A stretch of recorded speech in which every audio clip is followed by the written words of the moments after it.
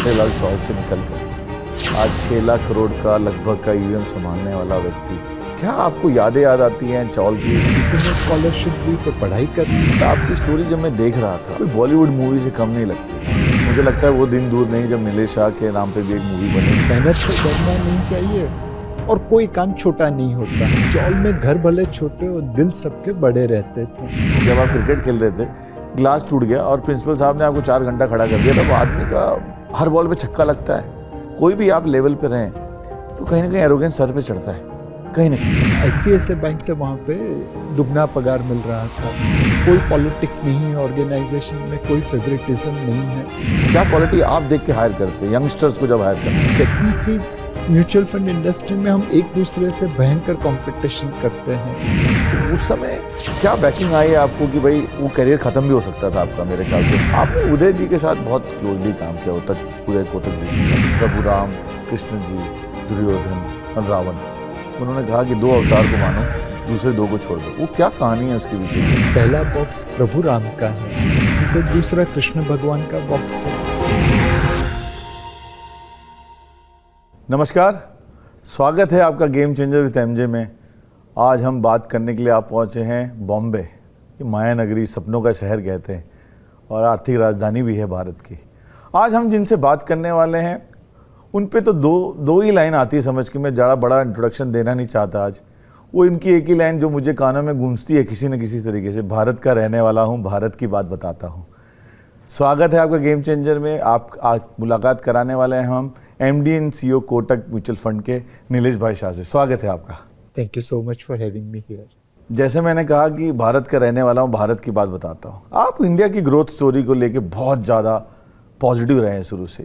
अगर हम देखें तो पिछले 250 साल छोड़ दें तो उससे पहले भारत दुनिया की सबसे नंबर 1 नंबर 2 इकोनॉमी रहा करती थी चाइना के साथ। एंड कहते थे भारत सोने की चिड़िया है। तो कुछ तो हम में वो बात थी कि हम विश्व की अग्रसर इकोनॉमी बने रहे सदियों तक। तो इसीलिए हमारा विश्वास भारत पे हमेशा रहा है। और किसी ने खूब कहा है, यूनानो मिस्रो रोमा मिट गए सब जहाँ से, सदियों से चल रहा है कारवां ये हमारा। कुछ बात है कि हस्ती मिटती नहीं हमारी, सदियों रहा है दुश्मन दौरे जहां हमारा। तो हमारी हस्ती में कुछ बात ऐसी है कि वो हमें मजबूर करती है, विश्वास दिलाती है भारत की ग्रोथ स्टोरी के लिए।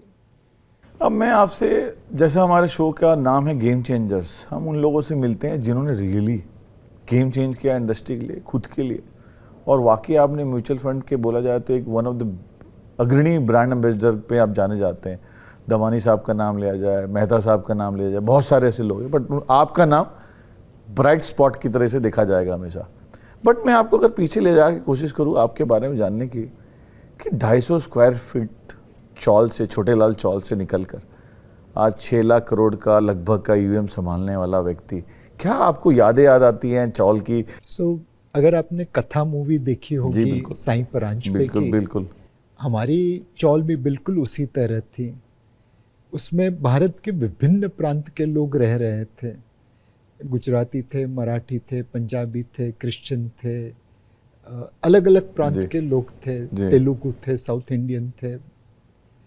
तो हमें हमेशा चौल में यही सीखा गया कि आप घर भले छोटे रखो, दिल बड़े रखो। दिल बड़े, वेरी वेल। और मेरे पिताजी की मृत्यु जब मैं बहुत छोटा था तब हो गई थी, तो आर्थिक विडंबनाओं का हमें सामना करना पड़ा। बट चौल जो एक परिवार था, उसने हमें कभी किसी भी चीज़ की कमी महसूस नहीं करने दी। और उनकी बदौलत, उनके सहारे ये जर्नी चलती रही। और मैं इतना भाग्यशाली हूँ कि हर मोड़ पे जहाँ मुझे ज़रूरत पड़ी, कोई ना कोई सहारा देने आ गया। किसी ने स्कॉलरशिप दी तो पढ़ाई कर ली, किसी ने राह दिखाई कि फाइनेंशियल मार्केट में आ जाओ तो वहाँ पे पहुँच गया। फाइनेंशियल मार्केट में आने के बाद किसी ने हाथ पकड़ा कि डेट मार्केट ऐसे चलता है तो वो सीख लिया। किसी ने इक्विटी मार्केट सिखा दिया, तो वहाँ पहुँच गए। तो लोगों ने इतनी सहायता की कि आज मैं इस जगह पे पहुंच पाया। आपने कथा मूवी का नाम लिया, बट आपकी स्टोरी जब मैं देख रहा था, मैं लोगों से जब बात कर रहा था, रिसर्च कर रहा था, कोई बॉलीवुड मूवी से कम नहीं लगती मुझे। क्योंकि जो स्ट्रगल देख के जो हमको मूवी में दिखाया गया है कि एक हीरो आता है, स्ट्रगल करके आता है और कहाँ एक बॉम्बे जैसे शहर में अपना मुकाम बना लेता है, आपने वही मुकाम बनाया। मुझे लगता है वो दिन दूर नहीं जब नीलेश शाह के नाम पे भी एक मूवी बनेगी और आपके जर्नी को दिखाया जाएगा। पर आपने अपने फादर साहब की बात करी कि मिल वर्कर थे और बहुत कम उम्र में जब आप छोटे थे तब वो पिता का साया चले जाना, मैं समझ सकता हूँ एक बहुत बड़ी दुख विडम्बना की बात होती है, क्योंकि जो समय मुंबई का उस समय रहा है। और जैसे चौल की आपने बात करी है, क्योंकि मैंने खुद से एक्सपीरियंस किया है मुंबई में, एक दिन चौल में रह के मुझे पता है मैं रात भर सो नहीं पाया था। जब मैं मुंबई में पहली बार आया था मैंने भी एक रात गुजारी है, आपने तो पूरा समय निकाला। और 250 स्क्वायर फीट आई थिंक उसमें रहना, एक आपका बड़ा भाई और एक बहन भी होती थी अगर मैं गलत नहीं हूँ तो आपकी माँ ने किस तरीके से स्ट्रगल करके आई थिंक जो छोटे मोटे काम करके बढ़ाया। तो आप अपने पिताजी और माताजी में सबसे ज़्यादा क्लोज किसके रहे? आई एम श्योर फादर साहब को आप ज़्यादा नहीं देख पाए, तो क्या आपके मन में छवि आती है माताजी का नाम जब भी आता है आपके दिमाग में? वही है कि पिताजी के साथ तो उतना अनुभव नहीं रहा जी जी, एक धुंधली सी छवि रहती है जी। बट मम्मी जब भी मिलती है, याद करते हैं, तो उन्होंने हमेशा यही सिखाया है कि मेहनत करने से कभी डरना नहीं चाहिए और कोई काम छोटा नहीं होता। तो ये उनके पास से सबसे बड़ी सीख थी कि मेहनत से डरना नहीं चाहिए और कोई काम छोटा नहीं होता, हर काम आप कर सकते हैं। तो कुछ यादें आती हैं, कुछ स्ट्रगल किया, कुछ मिठास आती है आपके दिमाग में? मिठास ही आती है, बिकॉज चौल में घर भले छोटे और दिल सबके बड़े रहते थे। कभी भी किसी को कोई भी मुसीबत आ जाए, पूरी चौल 100-150 से ज़्यादा फैमिली एक दूसरे के सपोर्ट के लिए आ जाते। यूनाइटेड वन अम्ब्रेला है। सेलिब्रेशन हर त्योहार का हम करते थे, चाहे दीपावली हो, चाहे होली हो, चाहे उत्तरायण हो, सब मिलके खेलते थे। उत्तरायण में पैसे नहीं थे पतंग या मांझा खरीदने के, तो हम फिरकी पकड़ के लेके खड़े रहते थे। फिर उस जमाने में उसे कहता था सेल मिलेगा, कि पतंग चढ़ जाए तो फिर आपको 5-10 मिनट के लिए मिलेगा। तो चौल जो सिस्टम है वही पूरी मुंबई की बैकबोन है। यहाँ पे कहते हैं कि मुंबई में रोटला मिल जाएगा, ओटला नहीं मिलेगा। खाना मिल जाएगा, रहने के लिए नहीं मिलेगा। मैं आपसे रिजोनेट कर सकता हूँ, क्योंकि मैंने भी शुरुआत बॉम्बे से की अपने कैरियर की। आई अंडरस्टैंड वेरी वेल कि घर होना यहाँ पे कितनी बड़ी बात होती है। बट खैर, जब मैं बात कर रहा था आपसे चौल पे, आज छोटे लाल चौल पे आपका आखिरी जाना कब हुआ? आप कभी गए रिसेंटली? 1-1.5 साल पहले ही गया था अपने बच्चों को लेके, कि यहाँ से हमने शुरुआत की थी। ऑब्वियसली अब पुराने नेबर कोई रहे नहीं है, बट बाहर से एटलीस्ट चौल तो देख लिया उस मोमेंट। बट जब मैं आपसे स्कूल के बारे में बात कर रहा हूँ, मुझे बताया गया कि जैसे आपने खुद बताया कि आर्थिक स्थिति थोड़ी टाइट थी, तो आपके स्कूल के पैसे भी आपके प्रिंसिपल साहब भर देते थे विद द कंडीशन कि नंबर अव्वल आने चाहिए। तो आपको भरूंगा। तो मतलब प्रिंसिपल साहब कौन थे, आपको याद आता है? अगर आप उनको याद कर सके शो के माध्यम से। जानी सर करके प्रिंसिपल साहब थे हमारे जी। और जब उन्हें पता चला कि मेरे पिताजी का देहांत हो गया, तो उन्होंने तुरंत कहा कि तुझे फीस की चिंता नहीं करनी है, तू खाली पढ़ाई में अव्वल दर्जे पे आ जा, मैं बाकी सारी चीज़ें देख लूँगा। अगर मैं अव्वल दर्जे पे नहीं आता तब भी आई एम श्योर कि उन्होंने मेरी फीस भरी होती, बट एक मोटिवेशन दे दिया, आप पढ़ो। और आज भी वो एस्प्लेनेड हाई स्कूल में अगर आप देखें तो बोर्ड के ऊपर जो टॉपर्स आते हैं उनका नाम होता है। मेरे बड़े भाई का भी नाम उसमें टॉपर में था, मेरा भी था, और मेरी छोटी सिस्टर का भी था। कौन सा स्कूल बताया नीलेश भाई आपने? एस्प्लेनेड हाई स्कूल, कालबा देवी में, जहाँ आपका छोटे लाल चौल था। और पर जब कॉलेज की आपको बात याद आती है कि मुझे बताया गया आपके दोस्तों से जब मैं बात कर रहा था कि बताया नीलेश भाई जितने पढ़ने में होशियार थे उतने मस्ती भी करते थे, कि कॉलेज में जब आप क्रिकेट खेल रहे थे ग्लास टूट गया और प्रिंसिपल साहब ने आपको 4 घंटा खड़ा कर दिया, पर आपने बोला नहीं, आप पार्ट टाइम काम भी करते थे उस समय। वो कुछ याद आता है आपको आज कि नीलेश भाई ये ऐसे भी थे? यस, सो कॉलेज में ऑब्वियसली पढ़ाई के लिए जाते थे, बट मैं पार्ट टाइम काम भी करता था, तो आधे लेक्चर अटेंड करता था, आधे निकल जाता था। और कॉलेज में भी एक प्रोफेसर अंबिका सरकार करके प्रोफेसर थी, जब उन्हें पता चला कि मेरी आर्थिक हालत उतनी अच्छी नहीं है, तो उन्होंने मुझे वहाँ से स्कॉलरशिप दिलवा दी थी। तो उस समय मतलब बहुत अच्छा लगा। आज उसी स्कॉलरशिप की बदौलत हमने कॉलेज कंप्लीट की।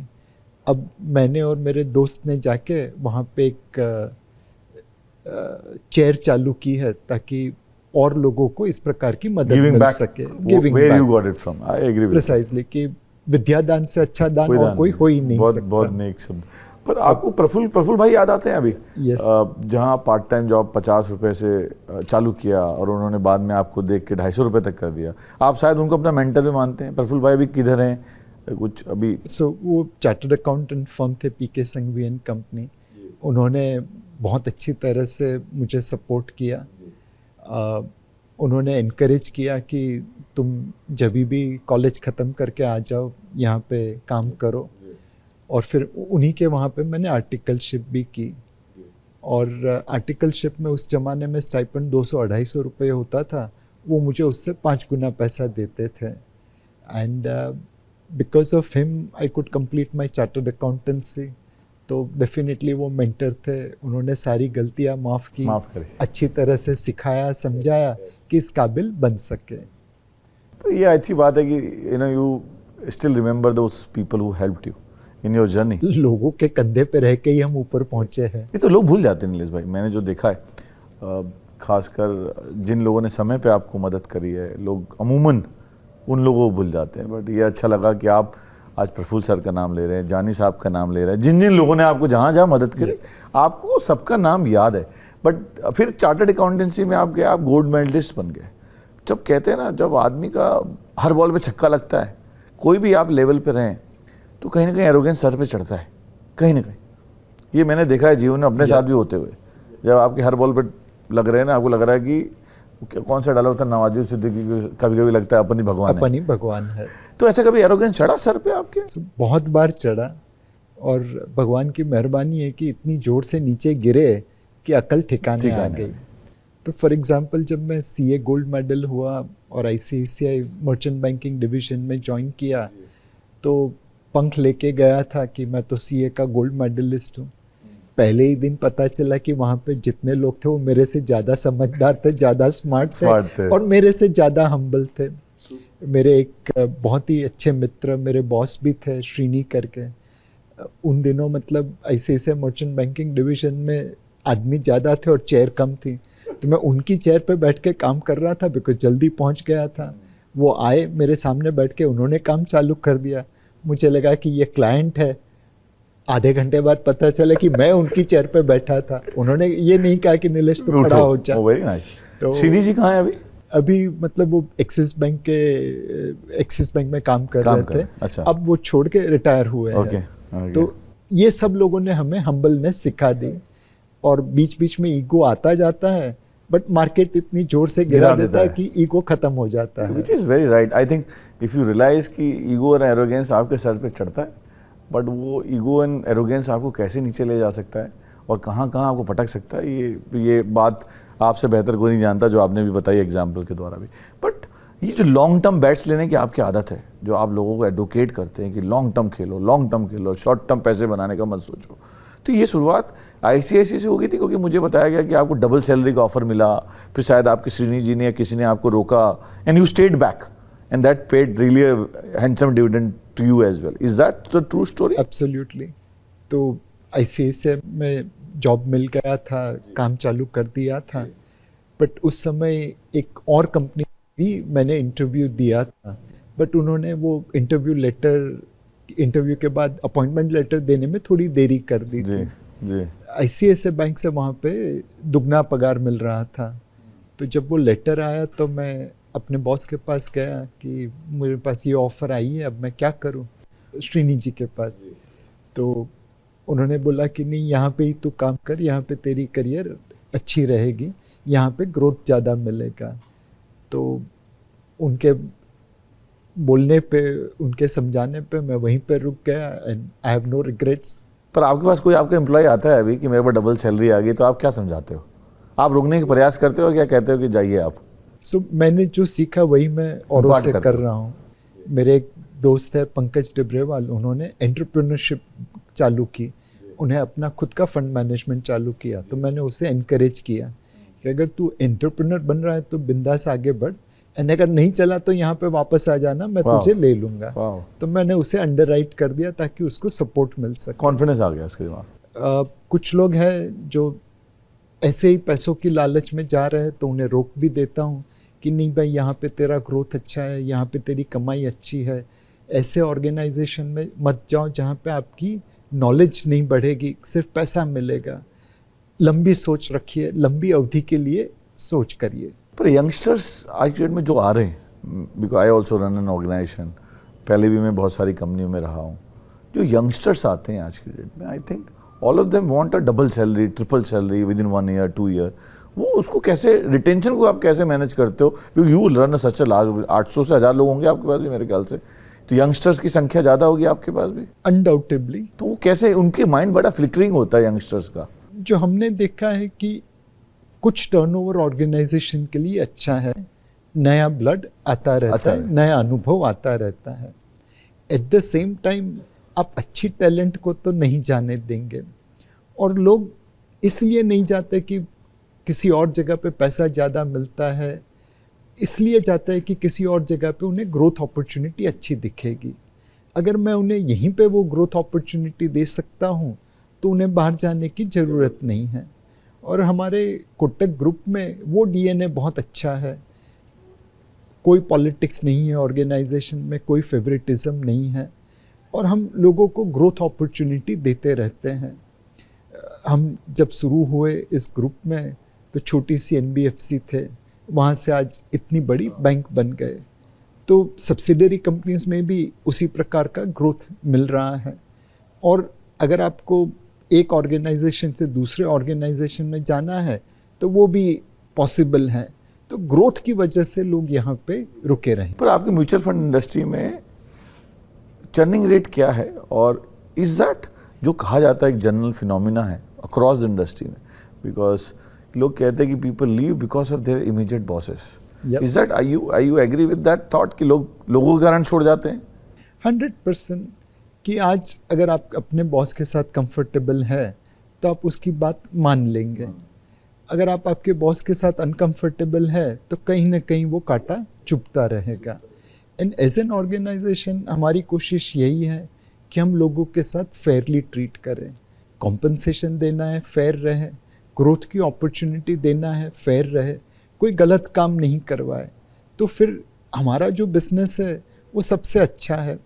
अगर काम अच्छा करे तो पैसा भी मिलता है, और अच्छे काम के लिए लोग दुआएं भी देते हैं। ये आपने बहुत बड़ी बात बोली, क्योंकि मैंने आपको अक्सर बोलते सुना है ये। पर आपके यहाँ चर्निंग रेट क्या है नीलेश भाई म्यूचुअल फंड इंडस्ट्री में एवरेज? High single digit.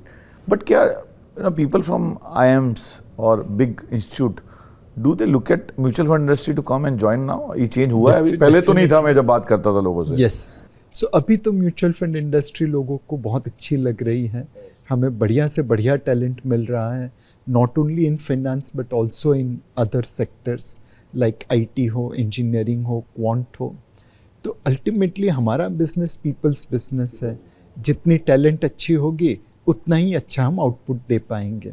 तो नीलेश शाह को इम्प्रेस करने के लिए जो भी यूथ देख रहा है मेरे को आज यहाँ कोटक म्यूचुअल फंड में काम करना चाहता है, तो क्या चाहिए? बेसिक एजुकेशन क्या चाहिए, और क्या क्वालिटी आप देख के हायर करते हैं यंगस्टर्स को जब हायर करना हो? सो एक, मैं लोगों के पैसे मैनेज करता हूँ तो मेरे लिए सबसे ज़्यादा ज़रूरी है इंटीग्रिटी।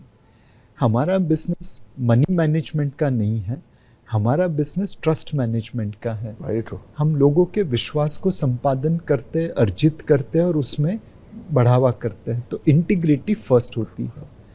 हम लोगों के पैसे मैनेज करते हैं तो एक दायित्व आता है, तो एक प्रोफेशनल क्वालिफिकेशन ज़रूरी है, चाहे MBA हो, चाहे चार्टर्ड अकाउंटेंट हो, चाहे इंजीनियर हो।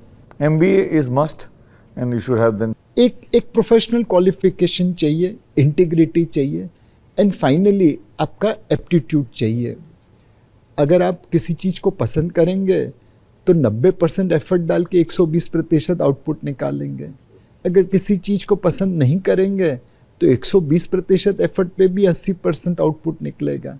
तो इंटीग्रिटी, एजुकेशन एंड एप्टीट्यूड, ये 3 चीज़ चाहिए। बट आपने इंटीग्रिटी की बात करी, क्योंकि जब आपने 2015 में कोटक ज्वाइन किया तब मेरे ख्याल से लगभग 35,000 करोड़ का AUM था। आज जो लगभग 5,70,000 या 6 लाख करोड़ के आजू बाजू का AUM हो गया है, और आप आज नंबर 5वें स्थान पे हैं AUM के मुकाबले। And SBI obviously lead the pack, और पीछे बीच में 2-4 लोग, और निपोन आपसे थोड़ा ऊपर बैठा हुआ है, ICICI ना, HDFC है। तो आप 5-6 प्लेयर मिलकर 45% 50% कंट्रोल करते हैं मार्केट को।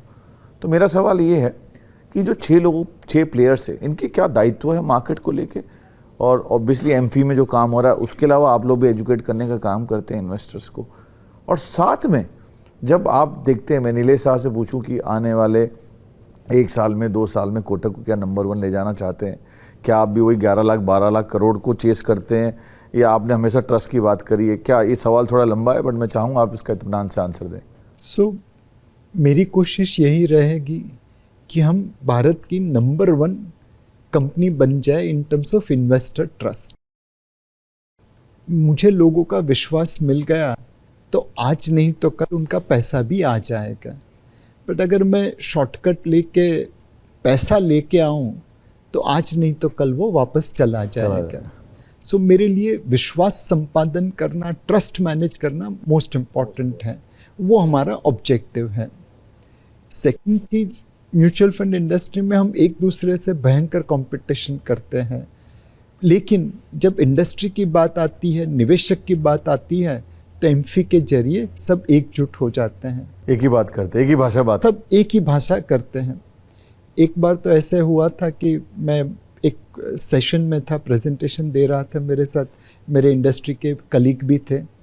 तो मेरे एक इंडस्ट्री कलीग ने अपना प्रेजेंटेशन आधा किया, फिर रोक दिया और बोला कि अब बाकी का प्रेजेंटेशन नीलेश कर दे। वाह। तो मतलब इतनी हम लोग में एकजुटता है कि पर अमूमन आपको देखा गया है कि आपको प्रशांत जैन से कंपेयर करते हैं लोग, ऐसा क्यों है, और आपको कैसा दे लगता है सुन के ये? सो प्रशांत जैन हमारी इंडस्ट्री के डोनाल्ड ब्रैडमैन है, अगर उनके साथ कंपैरिजन हो तो अच्छा ही लगता है। You feel nice about it? 100%। मतलब उनके जैसा व्यक्ति बहुत कम होता है। अब अगर कोई आपकी कंपैरिजन हीरे के साथ करे तो आपको तो गर्व ही होगा। आपका क्या इक्वेशन है उनके साथ? बहुत अच्छा इक्वेशन है, बहुत अच्छे दोस्त हैं हमारे।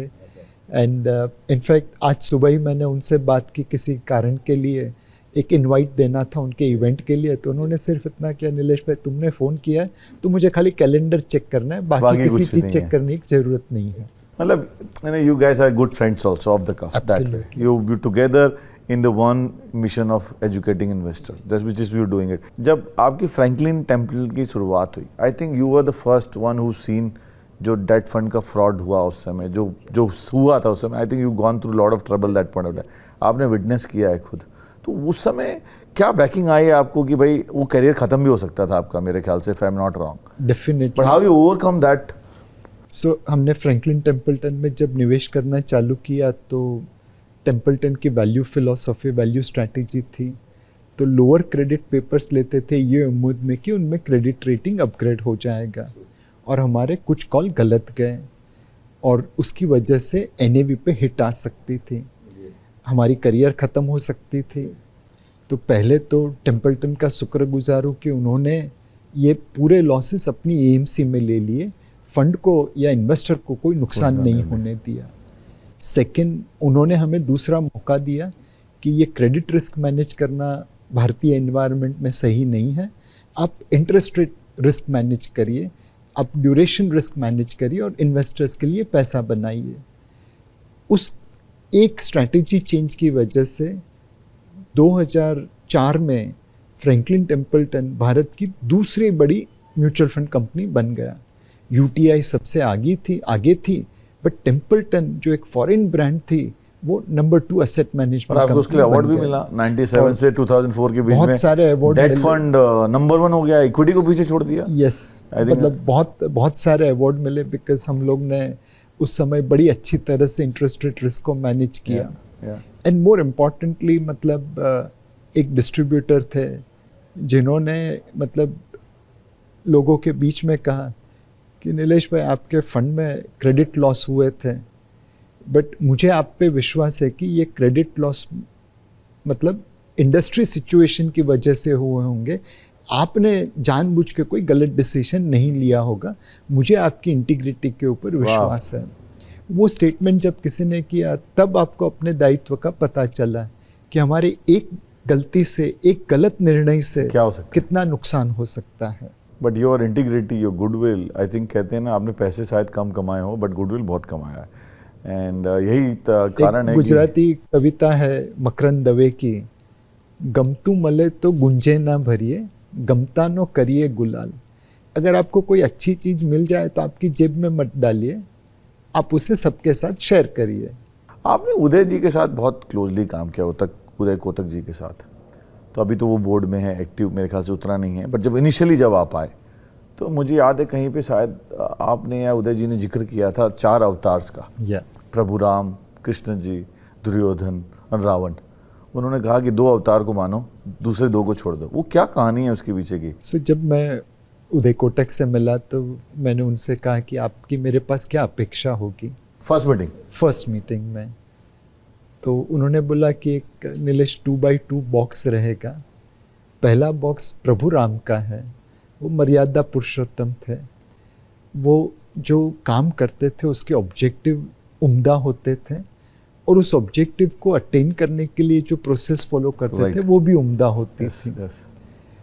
तो हमेशा राम भगवान की तरह डिसीजन लेना, ऑब्जेक्टिव सही होना चाहिए and process to achieve that objective भी सही हो। Very true. इसे दूसरा कृष्ण भगवान का बॉक्स है, कलयुग है, बिजनेस कर रहे हैं, कभी कभार आपको कृष्ण भगवान की तरह शॉर्टकट लेना पड़ेगा। कृष्ण भगवान ने भी शॉर्टकट लिए, लेकिन ऑब्जेक्टिव हमेशा उनका उम्दा था, उच्च था। कर्ण को मारना जरूरी था, तो अर्जुन से कर्ण का वध कराने के बाद कहा कि ये आपके बड़े भाई थे। तो हमेशा मतलब जब भी डिसीजन लो, ज़्यादातर राम भगवान की तरह लेना, कभी कभार once in a while Krishna भगवान की तरह लेना पड़े, बिकॉज कलयुग है, बिजनेस कर रहे हैं, तो उसमें रहना। तीसरा बॉक्स है दुर्योधन का। दुर्योधन के गोल गलत होते थे, बट उसे अटेन करने के लिए वो प्रोसेस सही तरीके से फॉलो करता था। बिल्कुल। तो जब वो अंतिम युद्ध लड़ रहा था अपनी जिंदगी के लिए, उसने भीमसेन को बिलो द बेल्ट प्रहार नहीं किया, भीमसेन ने उसको बिलो द बेल्ट प्रहार करके मार दिया। तो कभी इतने रिजिड मत बच जाना कि ऑब्जेक्टिव क्या है वो पता नहीं चले, आप खाली प्रोसेस पे ध्यान देते रहो। और फाइनली रावण का बॉक्स है, जहाँ पे आपके गोल्स भी गलत है और प्रोसेस भी गलत है। तो कभी दुर्योधन न बनना, कभी रावण नहीं बनना, ज़्यादातर राम भगवान की तरह डिसीजन लेना और कभी कभार कृष्ण भगवान की तरह। पर कभी जीवन में ऐसा मौका है 10 सालों में कि दुर्योधन या रावण का अवतार मतलब वो बनना पड़ा हो? आया कभी ऐसा 10 सालों में? ऐसे मौके तो कई आए, बट क्लैरिटी बहुत थी तो कि नहीं हमें ट्रस्ट अर्जित करना है, हम लॉन्ग टर्म के लिए हैं, शॉर्ट टर्म के लिए नहीं हैं। और मेरे जो सुपीरियर्स है, मेरे बॉस है, मेरा बोर्ड है, उन्होंने हमें हमेशा सपोर्ट किया। उन्होंने कभी ये नहीं कहा कि आप शॉर्टकट लेके परफॉर्मेंस लेके आइए। उन्होंने हमेशा हमें समय दिया कि आप भले शॉर्टकट नो लो, भले कोई शॉर्ट टर्म परफॉर्मेंस नहीं आए, बट अच्छी तरह काम करना, लोगों के विश्वास का दुराचार मत करना। हमें ये रिसर्च करनी चाहिए थी, बट हमने वो नहीं की। पर मीडिया कंपनीज को आप कैसा देखते हैं? मीडिया लैंडस्केप बदल रहा है। Are you really understanding what is crypto is all about? क्योंकि 99% लोगों ने तो they lost money into it. So 4 सलाह है कि घर पे पैसे रखेंगे तो झाड़ उगेगा पैसे का। डर लगता है कि मैंने पैसा लगाया, मार्केट गिर गया। टोटल 45,000 से ज़्यादा डिस्ट्रीब्यूटर हैं। डिस्ट्रीब्यूटर बनने के लिए क्या क्वालिफिकेशन चाहिए और कितना महीने में एवरेज कमा लेगा? अगर कोई बंदा ग्रेजुएट है या कोई दुकान चला रहा है, पार्ट टाइम काम करना चाहता है। सो म्यूचुअल फंड डिस्ट्रीब्यूटर बनने के लिए आपको एक प्रोफेशनल एग्जाम तो क्लियर करनी पड़ती है। People have made tens of crore also. आपको घूमना है तो इंडिया के बाहर ना जाए, स्वदेशी अपना। इंक्विजिट है मोदी जी बहुत। मोदी जी को एक लाइन में डिफाइन करना तो क्या बोलेंगे एज ए लीडर उनको? अभी जब ये एडवाइस की बात हो रही तो मुझे एक किस्सा याद आ रहा है आपका। एक फाइनेंशियल एनालिस्ट ने आपको एडवाइस दी कि एक बहुत बड़ी मीडिया कंपनी में, न्यूज़पेपर में आप इन्वेस्टेड थे, मेजर शेयर था आपका उसके अंदर, पर उसके एडवाइस पे वो एडवाइस ये थी कि दूसरे कंपटीशन से उसका प्राइस एडवर्टाइजिंग का ज़्यादा था। तो आपने तुरंत बेच दिया और प्रॉफिट कमा ली। तो आपको दिमाग में एडवाइस की वैल्यू कितनी है? तो वो डिसीजन आप जब पलट के देखते हैं, where that company stand now? So वो हमारा डिसीजन सही था एक्चुअली। मतलब मैंने खुद ने ये रिसर्च करनी चाहिए थी, बट हमने वो नहीं की। जब किसी एनालिस्ट ने हम पे मेहरबानी करके वो बात भी बताई, तो मैंने पहले उसे रिजेक्ट कर दिया, उसको अनसुनी कर दिया। उसका शुक्रगुजार हूँ कि वो मेरी ऑफिस आया मेरे ना बोलने के बाद भी, और मुझे उसने प्रूव करके दिखाया कि मैं कितना गलत था।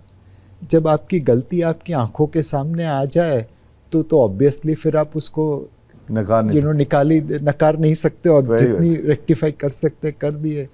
तकदीर बहुत अच्छी थी और उस एनालिस्ट का साथ था कि हम प्रॉफिट पे निकले उस जगह से। आज भी वो कंपनी कुछ खास नहीं कर पा रही है। पर अभी मैं आपको से ये पूछना चाह रहा था, आज की डेट में जो मीडिया कंपनी आप ट्रैक करते हैं जो लिस्टेड है, because since I come from media company only, I also work with lot of them in the past, how do look at them right now? आपको लग रहा है कि मीडिया कंपनी में इन्वेस्ट करना, जब आप इन्वेस्ट करते हैं म्यूचुअल फंड के through, is that the future you see it in the traditional media companies right now? How are they doing right now according to you? Traditional media company let's say print के ऊपर होगी, television के ऊपर होगी। जो future media company वो ज़्यादातर digital पे होगी। अब ट्रेडिशनल चलेगा या डिजिटल चलेगा ये कहना मुश्किल है, बिकॉज दोनों के लिए एक बिजनेस मॉडल है।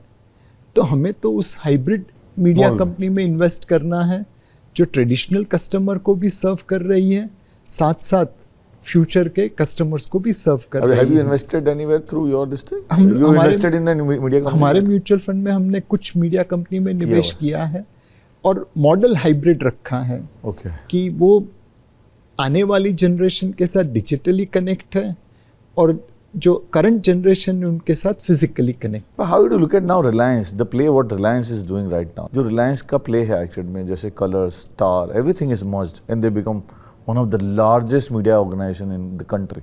You see that the future is bright and the consolidation will happen in media. जैसे Zee और Sony का merger था, that didn't happen. पर अभी लग रहा है consolidation होना तय है। So globally अगर देखें तो मीडिया लैंडस्केप बदल रहा है। एक ज़माने में वीडियो कैसेट का बोलबाला था, जो कंटेंट प्रोवाइड करते थे वीडियो कैसेट के जरिए, जो डिस्ट्रीब्यूट करते थे उनका बोलबाला था। आज OTT का बोलबाला है, कल पता नहीं क्या होगा। तो कंसोलिडेशन हमेशा इंडस्ट्री में होता रहेगा, स्केल के लिए, साइज के लिए, एंड ये मीडिया ही नहीं बाकी और इंडस्ट्री में भी हो रहा है। हमको हर वर्ग के लोग देखते हैं, तो 20 साल वाले बंदे को, 40 साल की उम्र वाले और 60 साल वाले, जो 3 वर्ग के लोग हमें देख रहे हैं आज, तो आप उनको एक एक लाइन की सलाह क्या देना चाहेंगे? 4 सलाह है। एक, income minus expenses equal to savings मत फॉलो करिए। Income minus savings equal to expenses follow करिए। त्रेवट त्रीजो भाई, बचत आपका तीसरा भाई है। सेकंड, बूंद बूंद से सागर बनता है, तो भले छोटी मात्रा में ही सही बट निवेश चालू कर दीजिए। तीसरा, जल्दी का काम शैतान का, शॉर्ट टर्म नहीं, तो शॉर्ट टर्म कॉल मत लीजिए, लॉन्ग टर्म के लिए निवेश करिए। And fourth and most important, asset allocation के धर्म को फॉलो करिए। जो पिछले 6 महीने में सबसे ज़्यादा रिटर्न दिया है उसमें निवेश मत करिए। एक बैलेंस पोर्टफोलियो बनाइए, डेट है, इक्विटी है, रियल एस्टेट है, गोल्ड है, सिल्वर है। वो कंबाइंड असेट एलोकेशन वाला पोर्टफोलियो आपके लिए महंगाई को आउट परफॉर्म करना चाहिए। बस सिर्फ ये 4 चीज़ें फॉलो करिए। Very nice, you should beat inflation. But मेरे को ना एक थोड़ा बेसिक सा सवाल है, क्योंकि मैं भी खुद म्यूचुअल फंड में इन्वेस्ट करता हूँ और काफ़ी दिनों से कर रहा हूँ। मैं ये सवाल अपने डिस्ट्रीब्यूटर को हमेशा पूछता हूँ कि आप हमेशा मेरे पास वो 6 महीने पुराना वाला डेटा क्यों लेके आते हो, या 1 साल पुराना वाला डेटा क्यों लेके आते हो? ये चल रहा है, आप मुझे फ्यूचरिस्टिक बताओ कि क्या चल रहा है। ये अमूमन मैंने अक्रॉस इंडिया में जितने भी डिस्ट्रीब्यूटर से बात किया है, all of them are good friends, they are doing very well, but ये कॉमन है कि वो वही बात कर रहे हैं कि ये चल रहा है। आप इसमें डालिए, नंबर 1। नंबर 2, आपके पोर्टफोलियो में कितने म्यूचुअल फंड होने चाहिए? तो आपके लिए golden device mutual fund invest करने वालों के लिए क्या है, और जो डिस्ट्रीब्यूटर हमें देख रहे हैं उनको आप क्या बोलना चाहते हैं कि वो किस तरीके से रियल गाइडेंस दे? कई बार आपको पिछले परफॉर्मेंस दिखाना पड़ता है ताकि आप उसकी बात सुने जी, और फिर जब वो आपको एक प्लान बना के देता है तो वो वही फंड रेकमेंड करता है जो उसे लगता है कि अगले साल, अगले 2-3 सालों में परफॉर्मेंस डिलीवर करेगा। कई बार आज भी म्यूचुअल फंड डिस्ट्रीब्यूटर की अहमियत को लोग समझते नहीं हैं। हमारे यहाँ पे लोग सेविंग्स करना जानते हैं, हमारी ग्रॉस सेविंग्स 30-35% रही है, बट उस सेविंग्स का निवेश करने में हम गलत कर जाते हैं। आज तक किसी ने घर पे पैसों के झाड़ उगते देखे नहीं है, पैसे डबल नहीं हुए। लेकिन पूरे भारत में लोगों की कमी नहीं है जो ये मानते हैं कि घर पे पैसे रखेंगे तो झाड़ उगेगा पैसे का। जो टोटल इन्वेस्टमेंट म्यूचुअल फंड में हुआ है, आज हमारा टोटल AUM 75 लाख करोड़ है, उसमें मार्क टू मार्केट गेन तकरीबन 40 लाख करोड़ होगा, तो टोटल इन्वेस्टमेंट मतलब 30 लाख करोड़ हुआ। उससे ज़्यादा तो लोगों के पास करेंसी नोट घर पे पड़ी है। म्यूचुअल फंड में लोगों ने पैसों के झाड़ उगते हुए देखे हैं, करेंसी का किसी ने नहीं देखा। आज फिर भी लोगों ने करेंसी में ज़्यादा पैसे रखे। क्यों करते हैं ऐसा नीलेश भाई, आपको क्या लगता है? वो लगता है कि कंटीजेंसी फॉर अर्जेंसी में चाहिए तो मैं निकाल लूँगा घर से? नहीं, एक डर लगता है कि मैंने पैसा लगाया, मार्केट गिर गया। अब आप शॉर्ट टर्म को क्यों देखते हैं, आप लॉन्ग टर्म को देखिए, अपने आप पैसा बन जाएगा। तो ये जो शॉर्ट टर्म वॉलेटिलिटी होती है, उसके डर के मारे लोग सही तरीके से निवेश नहीं करते।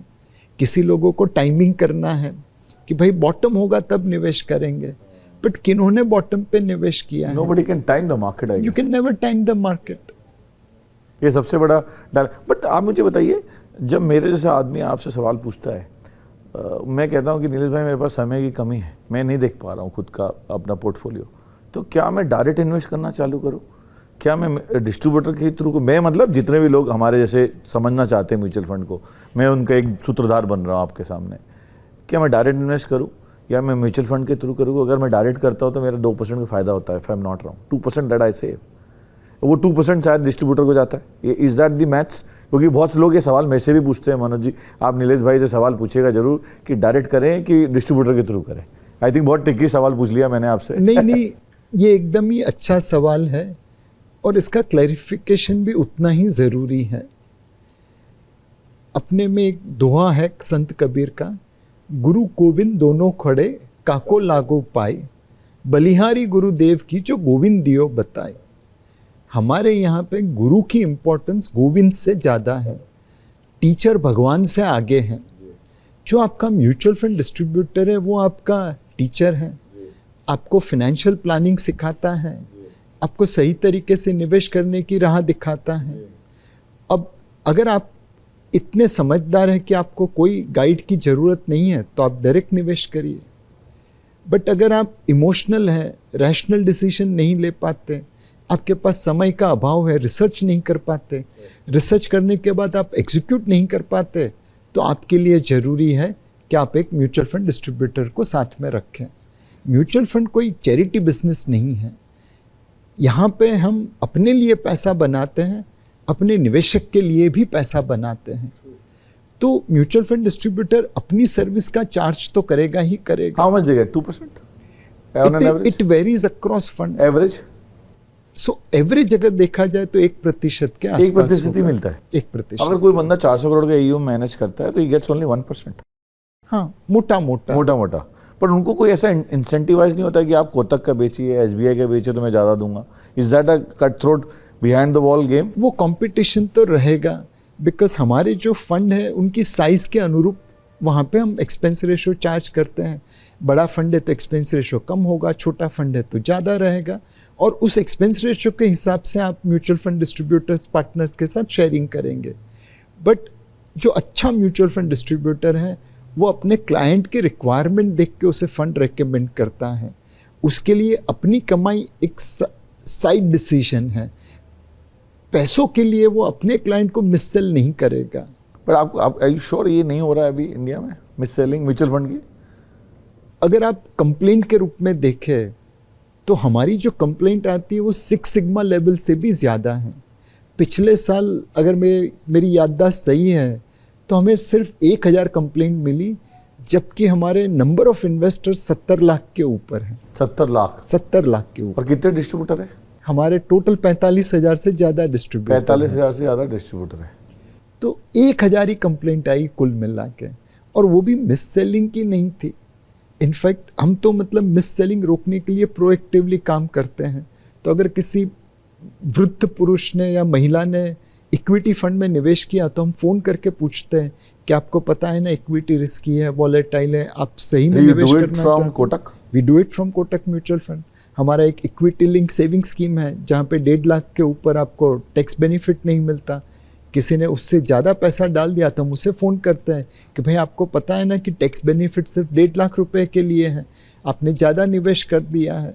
तो हमारी तरफ से हम भरपूर कोशिश करते हैं कि सही सेलिंग हो, because right selling will ensure that customer का विश्वास हम पे बना रहे। म्यूचुअल फंड डिस्ट्रीब्यूटर बनने के लिए क्या क्वालिफिकेशन चाहिए और कितना महीने में एवरेज कमा लेगा? अगर कोई बंदा ग्रेजुएट है या कोई दुकान चला रहा है, पार्ट टाइम काम करना चाहता है, जैसे LIC चालू हुआ था इंडिया में, आई थिंक म्यूचुअल फंड की शुरुआत है, क्योंकि जो मैं सेबी का भी रिसेंट सर्वे पढ़ रहा था, I think about 6.7% household ही कर पा रहे हैं। 93% still doing on this old method what you spoke, currency पे, फिक्स डिपॉजिट पे and all that. There is huge scope. तो is that you see it's happening on mutual fund, और क्या क्वालिफिकेशन म्यूचुअल फंड डिस्ट्रीब्यूटर बनने के लिए चाहिए? So mutual fund distributor बनने के लिए आपको एक प्रोफेशनल एग्जाम तो क्लियर करनी पड़ती MP है, का जो MFI NISM सर्टिफिकेशन करता है। अगर आप इंटरेस्टेड है, पैशनेट है तो बहुत ही ईजी है। अगर आप इंटरेस्टेड नहीं है तो आपके लिए मुश्किल रहेगा। तो उसके लिए प्रिपरेशन करनी चाहिए नीलेश भाई? 100%। आप किसी भी एग्जाम के लिए बगैर प्रिपेयर्ड कैसे जा सकते हैं? और कितने मार्क्स का एग्जाम होता है वो? मोर इम्पोर्टेंटली प्रोफेशनल एग्जामिनेशन तो एक स्टार्टिंग पॉइंट है। MP का आपको एक नंबर मिल जाता है, फिर आपको MFI से एक आपको कोड मिलेगा, distribution code. But more importantly आप में लोगों के साथ कनेक्ट होने की क्षमता होनी चाहिए। म्यूचुअल फंड डिस्ट्रीब्यूटर आपका एक सहायक है। जैसे आप फैमिली डॉक्टर के पास जाते हैं बीमारी के समय, तो सबसे पहले आप उनको देखते हैं, उनको देख के आपका दर्द आधा कम हो जाता है, वो फैमिली डॉक्टर अच्छा। म्यूचुअल फंड डिस्ट्रीब्यूटर में बिल्कुल वैसा ही है। आप उनके पास जाते हैं, उनको देख के उसकी जो कनेक्शन होती है वहीं से आपका आधा काम खत्म हो जाना चाहिए। somebody who knows it. But Nilesh भाई अभी क्या हो रहा है, मैंने बहुत लोगों को पार्ट टाइम म्यूचुअल फंड करते देखा है अभी, कि दिन में नौकरी कर रहे हैं, शाम को मुझे फ़ोन आ जाता है, मनोज भाई आइए आपको मैं म्यूचुअल फंड के बारे में कुछ बताना चाहूँगा। हालांकि मुझे पता होता है, बट आई स्टिल गो कि because I know this guy, he is asking me to come. But you think that mutual fund can be a part time business?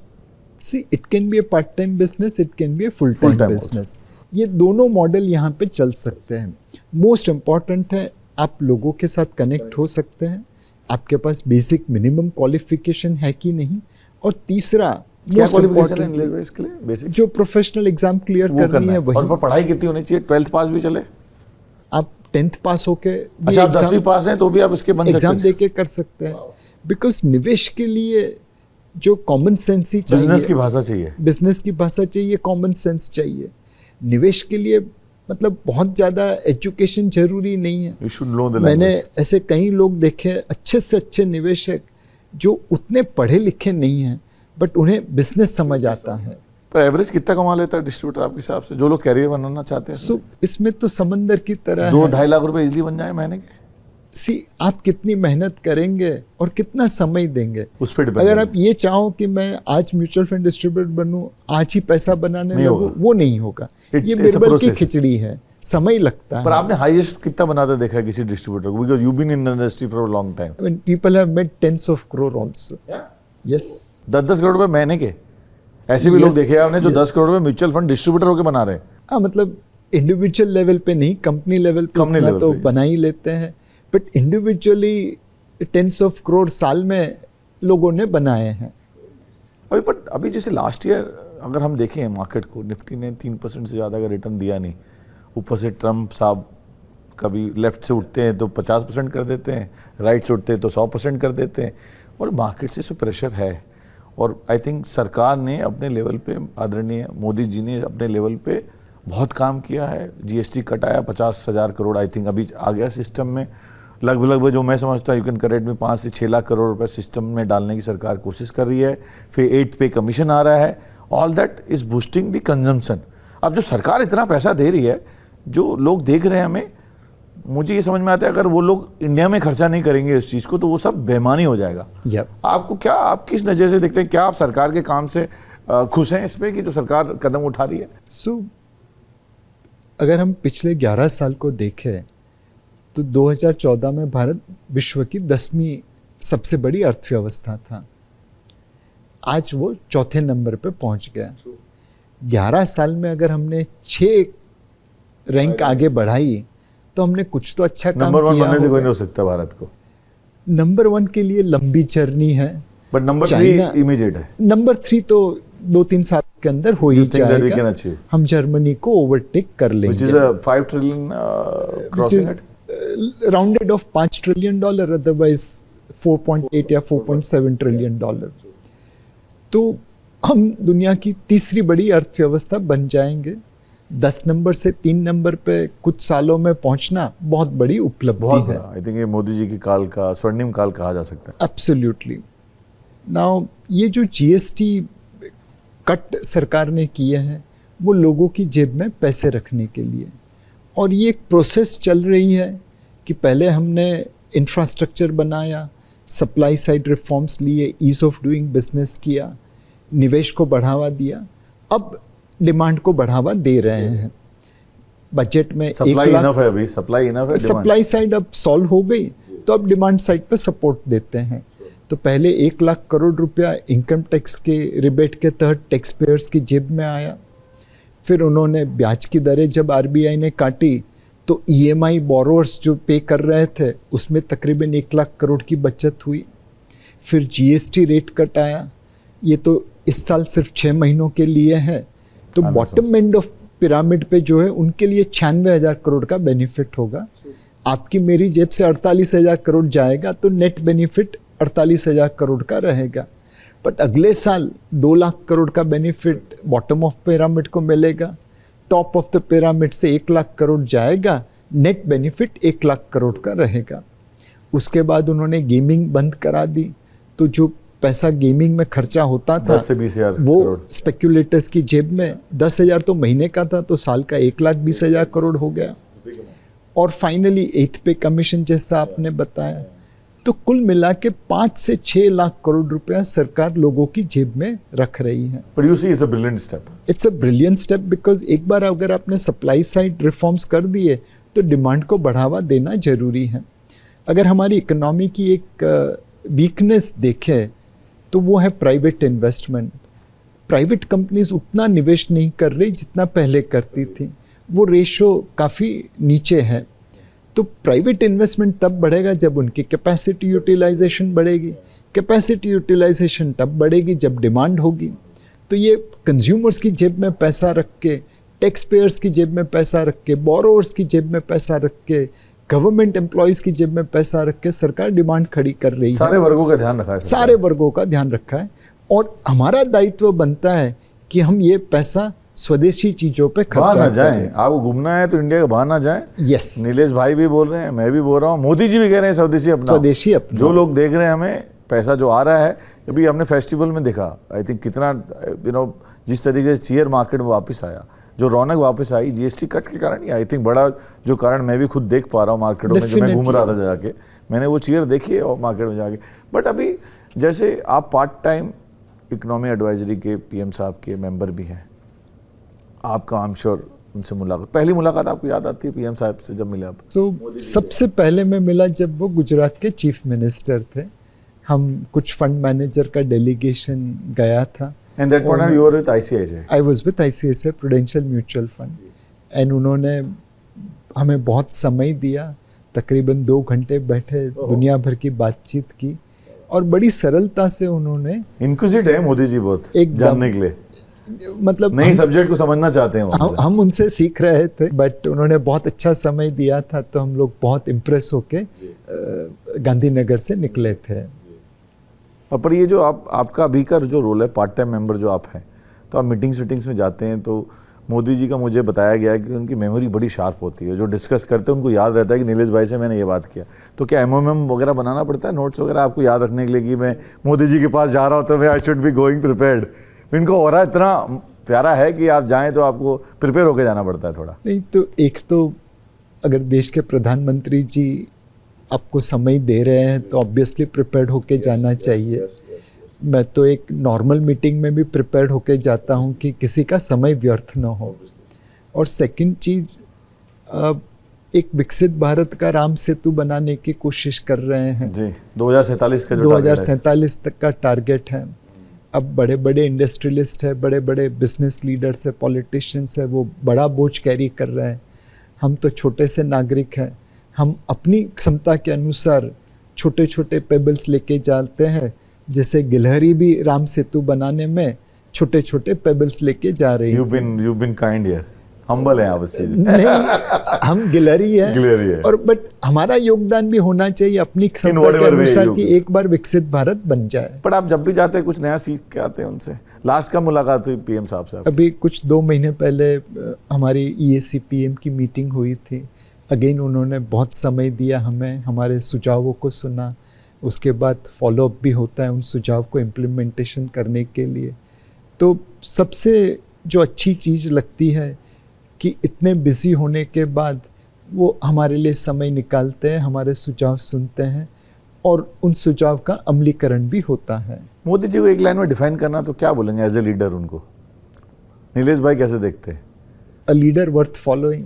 Wow, a leader worth following. Yeah, which is 101% सही। Gold में invest करना चाहिए कि नहीं करना चाहिए, नीलेश भाई से पूछ के आए। बट गोल्ड में अगर आपको निवेश करना है तो चांदी में क्या करना चाहिए? तो चांदी के दाम बढ़ सकते हैं। पर आपके कुछ डिस्ट्रीब्यूटर ना आपसे थोड़े नाराज हैं। जब मैं इनसे बात कर रहा था, मैं नाराजगी के कारण बताता हूँ। दुबई वाले फिनोमेना का जो इतना चल पड़ा है अभी, आधी इनकम टैक्स में चलेगी। पहले तो दुख भी होता था कि इतना सारा टैक्स भर रहे हैं। लोग ये भी कहते हैं कि नीलेश भाई के पास 400 करोड़ रुपए के स्टॉक पड़े हुए हैं। भगवान ने उतना दिया है जितनी मेरी जरूरत। और आपकी सासू माने वाला एक ही टी शर्ट पहन के क्यों आता है? आपकी तीसरी बेटी के बारे में बताइए। वो हमारी तीसरी बेटी है। पुराने गाने गाते हैं तो एक कोई भी लाइन गुनना है तो मैं आपके साथ गाने की मैं भी प्रयास करूँगा। अब एक बर्निंग क्वेश्चन पे आता हूँ मैं आपसे। ये जो मेरी वाइफ ने मेरे को सवाल दिया है आपसे पूछने के लिए स्पेसिफिकली, गुजराती है हमारी वाइफ। उन्होंने बोला गोल्ड में इन्वेस्ट करना चाहिए कि नहीं करना चाहिए, नीलेश भाई से पूछ के आना। और गोल्ड ETF में नहीं डालती है। मैं इनको बहुत पीछे पड़ा हूँ उनके, गोल्ड ETF लेना चालू। उनको क्या, हाउस वाइफ के जो मेंटालिटी है, गोल्ड लिया घर में रखा। तो गोल्ड जो सेंट्रल बैंक्स ले रही हैं हर जगह की, मेरा मानना है ये कब तक लेंगे? किसी न किसी दिन तो पलट के आके डंप करेंगे मार्केट में। जब डंप करेंगी तो मार्केट क्रैश होगा तो गोल्ड कितना तक जाएगा? आज 1,27,000 1,30,000 है। तो आपको क्या लगता है गोल्ड, क्योंकि ये सवाल बहुत दिमाग में है, मेरे दिमाग में भी है। तो हम लोग गोल्ड के ऊपर 2020 से बुलिश हैं। उससे पहले हम नेगेटिव भी थे। एंड पहली बार 2020 में देखा कि गोल्ड की जो माइनिंग कॉस्ट है वो इतनी बढ़ गई है कि $1,200-1,400 के आसपास वो कमर्शियली वायबल नहीं रहेगी। सप्लाई कम हो जाएगा अगर प्राइस नहीं बढ़े तो ऑटोमेटिकली प्राइस बढ़ सकता है। वो कॉल 2020 में तो सही गिरा, 2021 में नेगेटिव रिटर्न आ गया तो गलत गया, बट फिर भी हमने वो कॉल जारी रखा। 2022 में जब रशिया यूक्रेन युद्ध शुरू हुआ तो हमने देखा कि रशिया के $500 बिलियन FX रिजर्व जो उन्होंने यूरोपियन देशों में रखे थे वो फ्रीज हो गए। उसके ऊपर का ब्याज यूक्रेन को जा रहा है लड़ाई लड़ने के लिए। तो यूक्रेन रशिया के पैसों से रशिया के खिलाफ जंग लड़ रहा है। यह देख के हमें लगा कि अब दुनिया भर के सेंट्रल बैंक अपने फॉरेन एक्सचेंज रिजर्व्स को डाइवर्सिफाई करेंगे। रशिया के पास जो $150 बिलियन का सोना पड़ा था वही उनका रियल रिजर्व रह गया। 2022 से हम गोल्ड के ऊपर और बुलिश हो गए, यही उम्मीद में कि सेंट्रल बैंक गोल्ड खरीदती रहेंगी और उसकी वजह से गोल्ड के दाम में बढ़ोतरी होती रहेगी। पिछले 3 सालों में उन्होंने तकरीबन 1,000 टन सोना खरीदा जो नॉर्मली भारतीय हाउसवाइफ खरीदती हैं। तो दुनिया में इतना सोना नहीं है कि सेंट्रल बैंकर्स और भारतीय हाउसवाइफ दोनों की डिमांड को मीट कर पाए। अभी भी हमारा गोल्ड के ऊपर व्यू पॉजिटिव है, बट गोल्ड में अगर आपको निवेश करना है तो सेंट्रल बैंक एक्टिविटी पे हर महीने पे ध्यान रखनी पड़ेगी। सेंट्रल बैंक क्या कर रहा है? Till the time they continue to buy, जब तक वो खरीदते रहेंगे, जिस भाव पे वो खरीदते रहेंगे वहाँ पे गोल्ड भाव सपोर्टेड रहेगा। बट अगर मैं आपसे एकदम लेमन वाली भाषा में, सिंपल भाषा में पूछूं जो लोग हिंदुस्तान समझता है कि आज से 6 महीने और 1 साल में गोल्ड का प्राइस क्या देखते हैं नीलेश भाई? सो ये हमारे पास कोई क्षमता नहीं है कि हम 6 2 लाख जाएगा, लोग कहते हैं 2 लाख का प्राइस जाएगा ये गोल्ड। सी किसी न किसी दिन पहुंच जाएगा, कब पहुंचेगा ये मत पूछिए, बट उसे वहां पे पहुंचने के लिए सेंट्रल बैंक को खरीदी जारी रखनी बट पड़ेगी। आपको पहुंचते दिख रहा है, कब पहुंचेगा आप ये नहीं बता रहे। प्रोवाइडेड सेंट्रल बैंक खरीदारी करता रहे। अच्छा, उसको ट्रैक करना है। निवेश के मामले में आपको मॉनिटरिंग करना बहुत ज़रूरी है। जब आप एक अच्छा बीज लगाते हैं, एक पौधा बनाते हैं, प्लांट करते हैं, तो आप उसकी ध्यान तो रखते हैं, खातिरदारी तो करते हैं। तो उसी तरह आपके पोर्टफोलियो को ध्यान रखना पड़ेगा। गोल्ड की तेजी सेंट्रल बैंक बाइंग से चालू हुई है, अगर वो बेचने आ गए तो ऑब्वियसली दाम गिरेंगे, बट उनके पास बेचने के लिए इतना सारा माल है, आप उससे पहले ही निकल सकते हैं। तो मॉनिटर करना ज़रूरी है। आपको लग रहा है कि शायद एक बार थोड़ा करेक्शन आया, अगर if they dump but then again it can go up, उनकी एक्टिविटी प्राइस को इन्फ्लुएंस करती तो रहेगी। नीलेश भाई ने अभी गोल्डन रूल बता दिया कि सेंट्रल बैंक को आप ट्रैक करते रहिए, if they continue to buy the gold price will definitely go up. अब दूसरा बर्निंग क्वेश्चन सिल्वर है। सिल्वर में क्या हो गया, पहले दिवालियों में हम देखते थे, हम किसी घर जा रहे थे, हम चांदी का सिक्का लेके जाते थे शगुन के तौर पे। अब तो चांदी का सिक्का ले जाना भी मुश्किल हो गया है, वो 1.5 लाख ऊपर चला गया, 170 चला गया, मिल नहीं रहा था चांदी अभी। तो चांदी में क्या करना चाहिए? सो चांदी पे भी हमारा व्यू पॉजिटिव है। चांदी में इंडस्ट्रियल डिमांड है, सोलर पैनल, इलेक्ट्रिक व्हीकल। जी। दूसरा, वहाँ पे सेंट्रल बैंक की खरीदारी हो सकती है। सऊदी अरेबियन सेंट्रल बैंक ने कुछ सिल्वर खरीदा है, अब वो ट्रेडिंग कॉल है, इन्वेस्टमेंट कॉल है, वो आपको मॉनिटर करना पड़ेगा। बट अगर सेंट्रल बैंक की खरीदारी चांदी में होती है तो ये सोने पे सुहागा हो जाएगा। इंडस्ट्रियल डिमांड है, ऊपर से सेंट्रल बैंक आ गई तो चांदी के दाम बढ़ सकते हैं। अगर सेंट्रल बैंक नहीं खरीदता तो इंडस्ट्रियल डिमांड उसे धीरे धीरे पुश करती रहेगी, बट बहुत ज़्यादा तेजी, बहुत बड़ी तेजी नहीं हो पाएगी। नीलेश भाई को अगर गृहिणी सुन रही हैं तो चांदी और सोने में किस पे बैट लगाना चाहिए, अगर एक घर की महिला कोई देख रही है तो? अगर आप ये चीज़ें मॉनिटर करने वाली है तो दोनों में लगा दीजिए। अगर आप इसे मॉनिटर नहीं करने वाली है तो मेरा एक ही रिकमेंडेशन रहेगा कि आप मल्टी एसेट एलोकेशन फंड में निवेश करिए। आप अगर रईस आदमी है तो आपको प्राइवेट बैंकर इन्वेस्टमेंट की सर्विस देगा। पर महिलाएं नहीं समझती नीलेश भाई इस चीज़ को। अब मैंने जैसे शुरुआती सवाल की gold ETF, my wife is very well educated, okay, still she doesn't understand ETF, तो उनको वो चाहिए फिजिकल फॉर्म में गोल्ड चाहिए हाथ में। मनोज भाई, हमें उनका विश्वास संपादन करना है, हमें उन्हें कन्विंस करना है कि आप गोल्ड अपने घर में रखे, चोरी का डर रहता है, लॉकर में रखें तो कुछ हो जाए, लॉकर में रखे तब भी बैंक की जवाबदारी नहीं है, आपकी रिस्पॉन्सिबिलिटी है। आप ETF से खरीदेंगे तो वो वो गोल्ड कस्टोडियन के पास होगा, उसके ऊपर अर्थक्वेक प्रूफ शेल्टर होता है, 24/7 सिक्योरिटी रहती है, इंश्योरेंस पॉलिसी ली हुई है। सेकंड, आप जब छोटी मात्रा में गोल्ड खरीदते हैं तो आपको ट्रांजैक्शन कॉस्ट ज़्यादा देनी पड़ती है। आप हमारे पास खरीदे तो ट्रांजैक्शन कॉस्ट उसके सामने कम हो जाएगी। आप अगर गोल्ड खरीदते हैं तो आपको उसमें मेकिंग चार्जेस है, हमारे यहाँ पे मेकिंग चार्जेस कुछ भी नहीं है। तो हमें तो उनका विश्वास संपादन करना है। उसके लिए आप लोग क्या काम कर रहे हैं, एमफी क्या कर रहा है, आप लोग क्या कर रहे हैं कि उनका जो विश्वास पे और वृद्धि हो? एक सेबी ने हमारे लिए बहुत अच्छा कदम उठाया है कि हमें एक इन्वेस्टर अवेयरनेस, इन्वेस्टर प्रोटेक्शन के लिए फंड दिया गया है। उस फंड के जरिए हम लोगों से ये बातें करते रहते हैं। जो म्यूचुअल फंड सही है वह कैंपेन हम चलाते रहते हैं। अभी हमने कोटक म्यूचुअल फंड में एक कैंपेन लॉन्च करी, आप हौसला रखिए, सही कदम उठाइए, keep courage and start SIP। पर आपके कुछ डिस्ट्रीब्यूटर ना आपसे थोड़े नाराज हैं। जब मैं इनसे बात कर रहा था, मैं नाराजगी के कारण बताता हूँ, and you correct us if you thinking and this information is right. जब सिल्वर पीक में था तो आप लोगों ने अपना सिल्वर फंड फ्रीज कर दिया, आई थिंक। हालांकि आपने किया, उसके बाद दूसरे लोग लाइन पे आए, पर जब पीक पे चल रहा था, इट्स नॉट दैट कि कॉन्फिडेंस इन्वेस्टर का थोड़ा लूज हो जाता है इसमें। जब पीक पे चल रहा है आपने फंड ही फ्रीज कर दिया। सो मनोज भाई, you have to do what is right for investor.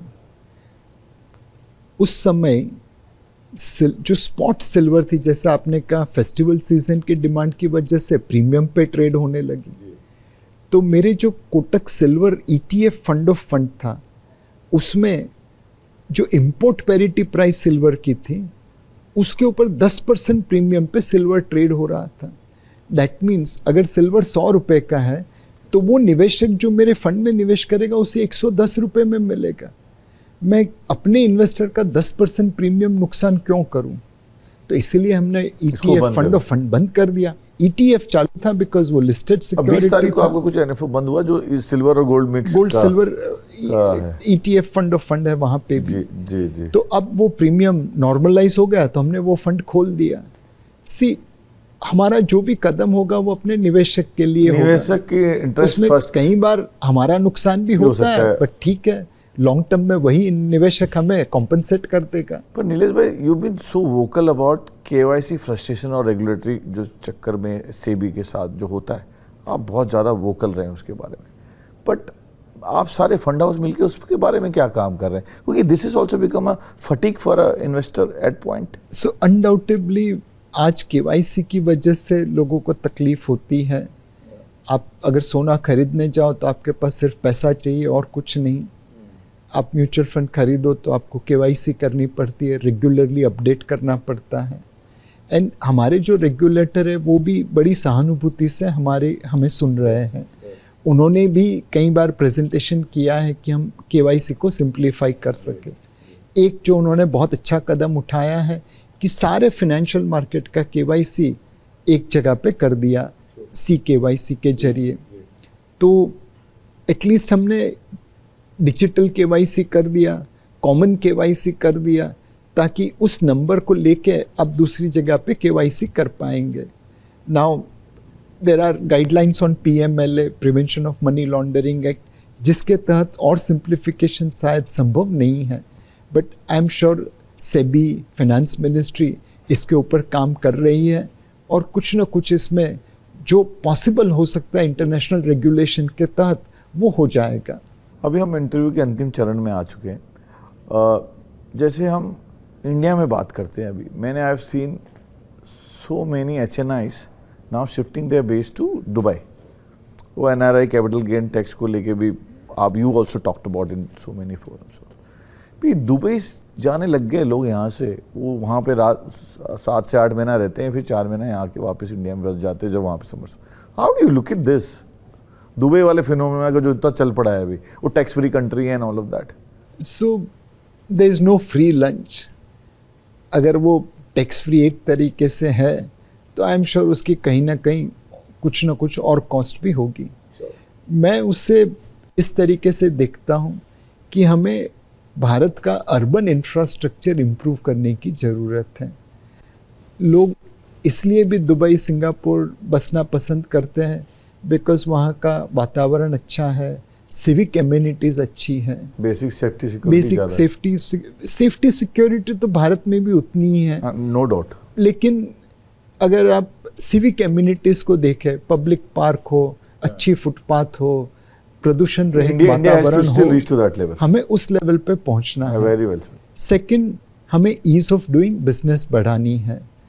आज हमारा जो एंटरप्रेन्योर है वो कलयुग के अभिमन्यु की तरह है। अभिमन्यु तो अपनी मर्जी से चक्रव्यूह में गया था और सिर्फ कौरवों से लड़ रहा था और अंतिम सांस तक ये आश्वासन था, विश्वास था कि मेरे भाइयों, मेरे अंकल मुझे बचाने के लिए आएंगे। आज का जो अपना एंटरप्रेन्योर है वो तो बेचारा कौरव और पांडव दोनों से लड़ता है। ये कौरव पांडे कौन हुए? एक है मार्केट, कभी डिमांड कम हो गई, कभी सप्लाई ज़्यादा हो गया, कभी रॉ मटेरियल मूव हो गए, कभी फिनिश गुड्स मूव हो गया, कभी टैरिफ लग गई, एक मार्केट हो गया। तो ये तो आपको लड़ना ही है। दूसरा है पांडव, वो है इंस्पेक्टर, कंप्लायंस, रेगुलेशन बर्डन। अंग्रेज चले गए बट आज भी फैक्ट्री में थुकदानी रखना ज़रूरी है। आपको अलग अलग प्रकार के लाइसेंसेस चाहिए, परमिशन चाहिए। अब ये सारी चीज़ें हमारे एंटरप्रेन्योर्स को जकड़ रही है। सरकार तक बातें पहुंच रही है कि ये प्रॉब्लम है? 100% पहुंच रही है और वो कदम भी उठा रही है। जा रहे हैं, बातें कर रहे हैं इस चीज़। हम भी बात करते हैं और वो कदम भी उठा रहे हैं। बट एक बात है कि आपको कंसेंसस बिल्ड करना पड़ता है और फिर वो इम्प्लीमेंट होता है। दूसरी चीज़ है कि वो एक कल्चर भी बनाना है। आज हम भारत में किसी को मिलेंगे तो वो नमस्ते कहेगा, राम राम कहेगा। अब वही चीज़ जापान में जाके देखे तो एक अलग ही कल्चर है, विनम्रता वहाँ पे बहुत झलकती है, स्कूल से सिखाई जाती है। तो मेरे हिसाब से अगर हम सिविक कम्युनिटीज़ अपग्रेड कर लें और ईज ऑफ डूइंग बिजनेस जो चल रहा है उसे और बढ़ावा दे दे, तो मेरे हिसाब से भारतीय लोगों का सिंगापुर या दुबई में जाना कम जरूर हो जाएगा। पर ये आई थिंक ये होना नहीं चाहिए। मैं भी मानता हूँ कि हमारा टैलेंट इंडिया में ही रहना चाहिए, they should not go out. But अभी जो इंडियन टैक्स सिस्टम की बात हो रही है, आखिरी सवाल मैं आपसे लूँगा, क्योंकि I think in one of the things that you spoke कि मैं 100 रुपये कमाता हूँ तो 43 रुपये तो मेरे टैक्स में चले जाते हैं। मतलब लगभग आपकी आधी इनकम टैक्स में चले गई, और उसके बाद जो बचता है आप एनपीएस में डालते हैं, और आखिरी में जो आपकी धर्मपत्नी है पारुल जी, उनके पास 17 रुपये जाते हैं। अगर जो आदमी 100 रुपये कमा रहा है, हालांकि गूगल में आपकी एग्जिट सैलरी आ जाती है, मैं ऑन रिकॉर्ड शायद 16-17 करोड़ रुपये देखे हैं मैंने, अगर मैं गलत नहीं हो तो वो आखिरी में 17 रुपये ही जा रहे हैं। तो आप इस चीज़ से कितने संतुष्ट? आपको नहीं लगता है जब आप या कोई दूसरा व्यक्ति बैठ के सोच रहा है चेन्नई कि मैं साल के अगर इतने पैसे कमाता हूँ और वो टैक्स में मैं 50% दे रहा हूँ, तो in lieu of what am I getting? So मतलब I am in the highest tax bracket. Yes. And पहले तो दुख भी होता था कि इतना सारा टैक्स भर रहे हैं। हर महीने जब सैलरी स्लिप आती है। मैं चार्टर्ड अकाउंटेंट था, तो मैंने आर्टिकलशिप की है। Yes. तो मुझे पता है कि लोग कैसे टैक्स कम पे करने के लिए इधर उधर काम करते थे। Yes yes yes. बट जब पढ़ाई लिखाई की, बड़े हुए, तब समझ आया कि हमारे टैक्स के ऊपर तो ये कंट्री बन रहा है। आज रोड बनते हैं तो किसी ने टैक्स पे किया तो रोड बना। आज अगर अर्बन इंफ्रास्ट्रक्चर डेवलप करना है तो टैक्स तो भरना पड़ेगा, नहीं तो कैसे बनेगा? टैक्स भरने के लिए कोई ना नहीं बोल रहा है। नीलेश भाई, जो मैं लोगों एचएनआई से जो बात करता हूँ, वो कहते हैं कि why HNI end up paying 43-45% of tax? That's a question. Why they also not come into the same? इसमें तो जॉन एफ कैनेडी का स्टेटमेंट ही एकदम सही है। Don't ask what your country can do for you, ask what you can do for your country. तो देश बनाना है तो टैक्स तो भरना पड़ेगा। Very well said. I think मैंने पिकअप वहाँ से करा क्योंकि पारुल जी 17 रुपये में घर चला रही हैं। जैसे जिस तरीके की आप सैलरी कमा रहे हैं पब्लिकली, आपका बिकॉज कंप्लाइंस है, salary has to be listed, जो भी 16-17 करोड़ आपकी आती है सैलरी। लोग तो ये भी कहते हैं कि नीलेश भाई के पास 400 करोड़ रुपए के स्टॉक पड़े हुए हैं, जो गूगल करो तो आते। गूगल कभी झूठ नहीं बोलता मेरे हिसाब से, तो ये सच बात है? भगवान ने उतना दिया है जितनी मेरी जरूरत। बट 400 करोड़ का स्टॉक है, ये बात क्या स्पेकुलेशन है? गूगल झूठ बोल रहा है? समय से ज़्यादा और तकदीर से, समय से पहले और तकदीर से ज़्यादा किसी को नहीं मिलता। ये नीलेश भाई आंसर नहीं आप है। नीलेश भाई इस चीज़ का आंसर नहीं देंगे, मुझे पता है। बट खैर मैं आखिरी में आपकी धर्मपत्नी के बारे में पूछना चाहता हूँ, क्योंकि रिसर्च में हमें एक चीज़ बात आई, व्हेन यू गाइस वर, आपकी तो अरेंज मैरिज थी, जब सगाई हुई आपकी, जब इंगेजमेंट हुई, उसके बाद आपकी वाइफ ने बड़ा मुस्कुराता हुआ वाक्य है, किसी ने बताया हमें, आपकी वाइफ ने एक टी शर्ट पहन के आना बोला आपको। आप टी शर्ट पहन के गए ग्रे कलर की, उनको अच्छी लगी, उन्होंने तारीफ करी। उसके बाद आपने 7 टी शर्ट ले ली, और आपकी सासू माँ ने बोला एक ही टी शर्ट पहन के क्यों आता है? ये क्या एक किस्सा है? सो मेरी उतनी समझ नहीं है कपड़ों के बारे में। कुछ हद तक चाइल्डहुड में जो दूसरों ने कपड़े दिए वही पहन के बड़ा हुआ हूँ, तो कभी ये टेस्ट डेवलप नहीं हुआ, न खाने के बारे में न कपड़ों के बारे में।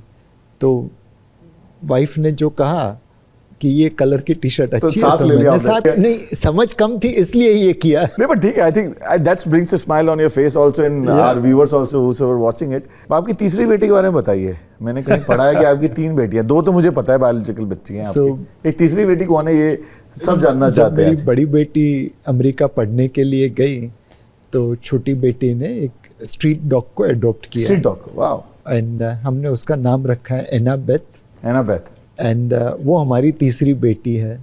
घर में वो हमसे ज़्यादा रहती है, तो उसे लगता है कि हम विजिटर हैं और वो घर की मालकिन है। मैं कोविड के समय में घर से इंटरव्यू देता था, तो कई बार वो भी अपना बयान देती थी।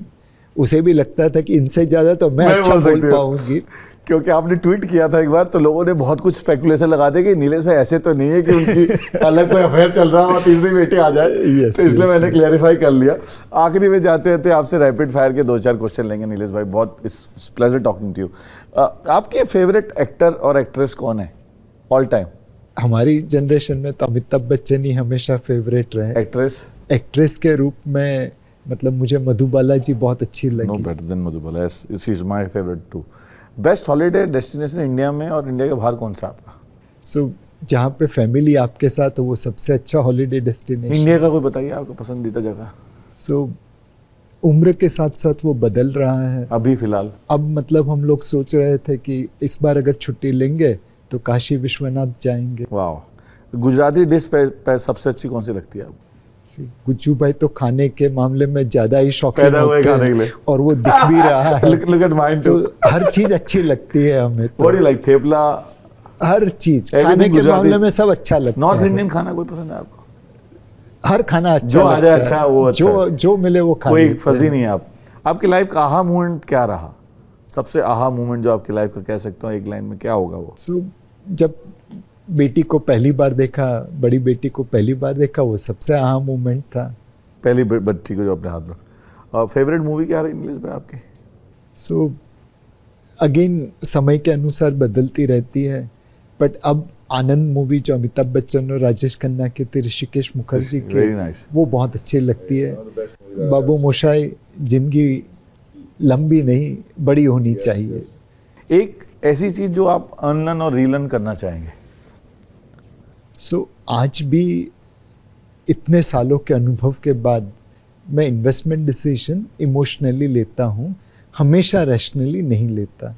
सो एक ये सीखना चाहूँगा कि कैसे अपने इमोशन पे काबू रख सकूँ, कैसे सारे डिसीजन सिर्फ रैशनली ले पाऊँ। और आज से 10 साल बाद नीलेश भाई क्या करते मिलेंगे मुझे? यही काम करते रहेंगे। भारत का भारत को- रहने वाला हूँ। भारत की बात जैसे मैंने करता शुरुआत रहूँगा। करी। वाह वाह, वेरी नाइस। नीलेश भाई, जाते जाते आपसे एक रिक्वेस्ट करेंगे। मुझे किसी ने बताया कि आपको गाने का बड़ा शौक है, आप पुराने गाने गाते हैं, तो एक कोई भी लाइन गुनगुनाए तो मैं आपके साथ गाने की मैं भी प्रयास करूंगा। मतलब अगेन समय के साथ गाने बदल रहे हैं, जी। बट ये गाना आजकल याद आ रहा है। ए मालिक तेरे बंदे हम, ए मालिक तेरे बंदे हम, नेकी पर चले और बदी से बचे, ऐसे हो हमारे करम। तो बस नेकी की राह पे चले और बदी से बचे रहे। जैसा कि आपने देखा, आज हम बॉम्बे में नीलेश भाई से बात करने आए थे। नीलेश भाई की जर्नी जान के हमें एक चीज़ का एहसास तो ज़रूर हो गया कि कोई भी सपने छोटे नहीं होते। सपने को देखने की हिम्मत होनी चाहिए, वो चाहे 250 स्क्वायर फीट की चाल से देख रहे हो आप, या बड़े बंगलों से देख रहे हो, या फ्लैट से देख रहे हो। सपने देखना कभी बंद नहीं करना चाहिए। और जैसे भारत का गीत गाते हुए, भारतवासी होते हुए, जो इंडिया ग्रोथ स्टोरी पे सबसे ज़्यादा बुलिश कोई है आज मुझे जो इंडिया में लगता है, नीलेश भाई है। और इनकी स्टोरी को हम आगे बढ़ाते हुए आपसे नेक्स्ट एपिसोड गेम चेंजर में ज़रूर मुलाकात करेंगे। तब तक keep watching game changer with MJ. Thank you Nilesh bhai, thank you very much.